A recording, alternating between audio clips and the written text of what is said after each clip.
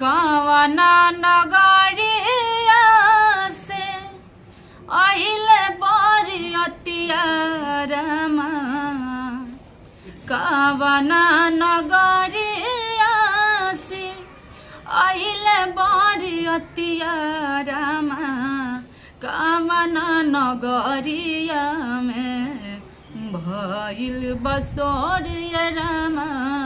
कवना नगरिया में अवध नगरिया से आइले बरियतिया रमा अवध नगरिया से आइले बरियतिया रमा मिथिला नगरिया में भइल बसोर रमा मिथिला नगरिया में।